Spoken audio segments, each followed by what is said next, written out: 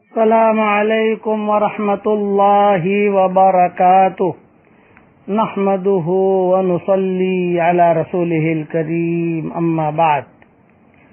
آج کا سبق سن لیجئے۔ حج کے متعلق یہ 25واں سبق ہے۔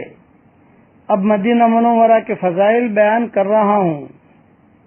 حضرت انس رضی اللہ تعالی عنہ حضور اکرم صلی اللہ علیہ وسلم کی یہ دعا نقل کرتے ہیں کہ اے اللہ، جتنی برکتیں آپ نے مکہ مکرمہ میں رکھی ہیں ان میں سے دگنی برکتیں مدینہ منورہ میں عطا فرما۔ یہ حدیث بخاری مسلم میں ہے، اور ابو ہریرہ رضی اللہ تعالی عنہ روایت نقل کرتے ہیں کہ حضور صحابہ کرام رضوان اللہ علیہ مجمعین کا معمول یہ تھا کہ جب موسم میں کوئی پھل آتا تو سب سے پہلا پھل حضور صلی اللہ علیہ وسلم کی خدمت میں پیش کیا جاتا۔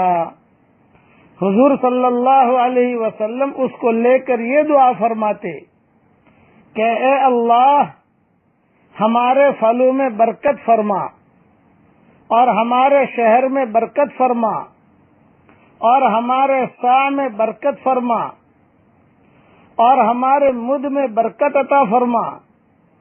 اے اللہ، حضرت ابراہیم علیہ السلام تیرے بندے تھے، تیرے خلیل تھے، تیرے نبی تھے، اور میں بھی تیرا بندہ ہوں اور تیرا نبی ہوں۔ انہوں نے مکہ مکرمہ کے لیے دعا کی، میں ویسی ہی دعا مدینہ طیبہ کے لیے کرتا ہوں، اور اس سے کئی گنا زیادہ کی کرتا ہوں کہ اللہ، مکہ میں جو برکتیں رکھی ہیں اس سے کئی گنا زیادہ دعا تو برکتیں مدینہ منورہ کے لیے مقرر فرما۔ اس کے بعد کسی چھوٹے بچے کو فل مرحمت فرما دیتے۔ اس حدیث شریف میں حضرت ابراہیم علیہ السلام کی دعا کی طرف اشارہ فرمایا جو قرآن پاک میں مذکور ہے، فَاجْعَلْ أَفْئِدَةً مِّنَ النَّاسِ تَهْوِي إِلَيْهِمْ وَارْزُقْهُم مِّنَ الثَّمَرَاتِ کہ اے اللہ، لوگوں کے دل اس شہر مکہ مکرمہ میں رہنے والوں کی طرف مائل کر اور ان کو پھل عطا فرما۔ اس لیے مکہ مکرمہ کی بھی ایک خاص فضیلت ہے اور مدینہ منورہ کی بھی ایک خاص فضیلت ہے۔ اس لیے یاد رکھنا، حج کے بعد حاجی مدینہ منورہ جاتے ہیں، اس لیے مدینہ منورہ کی خوب قدر کریں۔ ایک حدیث اور سن لیجئے۔ حضور صلی اللہ علیہ وسلم کا ارشاد ہے کہ بے شک ایمان مدینہ کی طرف ایسا کھینچ کر آتا ہے جیسا کہ سانپ اپنے سوراخ کی طرف آ جاتا ہے۔ یہ حدیث بخاری شریف میں ہے، یعنی سانپ چلتا چلتا اپنے سوراخ کی طرف سیدھا ہو کر کیسا سوراخ میں چلا جاتا ہے، اس طریقے سے ساری دنیا سے سمیٹ کر دین جو ہے یہ مدینہ منورہ میں آ جائے گا۔ حضور صلی اللہ علیہ وسلم کا ایک ارشاد اور ہے کہ اسلام کی بستیوں میں سب سے آخری بستی جو قیامت کے قریب ویران ہوگی وہ مدینہ طیبہ ہوگا، یعنی اس کی ویرانی ساری آبادیوں کے بعد ہوگی۔ یہ حدیث مشکات میں ہے، اور وہ سانپ جو آتا ہے وہ حدیث بخاری شریف میں ہے۔ سانپ والی جو حدیث میں نے بیان کی بخاری شریف میں ہے۔ اللہ تعالی ہم کو مدینہ منورہ کی قدر کرنے کی توفیق عطا فرمائے۔ اب ایک بات اور سن لیجئے۔ کئی لوگوں کی طرف سے یہ پیغام آ رہا ہے کہ انہیں خواب برے برے آتے ہیں۔ دیکھیے، سنیے، اس کا آسان علاج ہے۔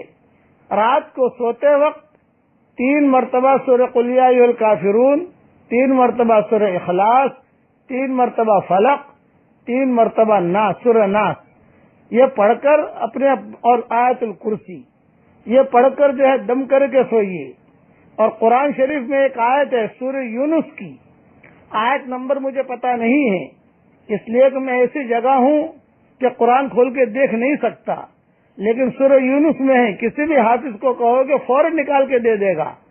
آیت ہے اس کو پڑھ رہا ہوں، لہم البشرا فی الحیات الدنیا وفی الآخرہ لا تبدیل لکلمات اللہ ذالک هو الفوز العظیم۔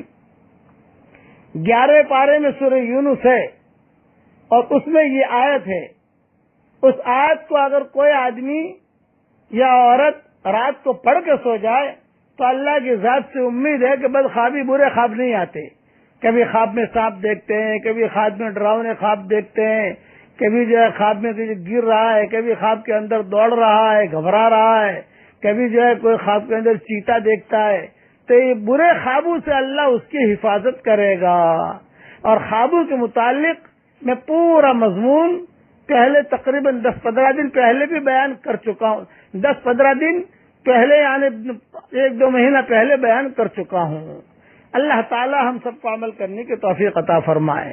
میں مکہ مکرمہ سے دعا کر رہا ہوں کہ اللہ جل جلالہ عما نوالہ سے درخواست کرتا ہوں کہ اللہ ہمارے دین کے سورج کو عروج عطا فرما، اور اللہ ہمیں اعلی مجلس والوں میں شامل فرما، اور اللہ تیری سخاوت کی کہانیاں مشہور ہیں، تیری سخاوت کی کہانیاں مشہور ہیں۔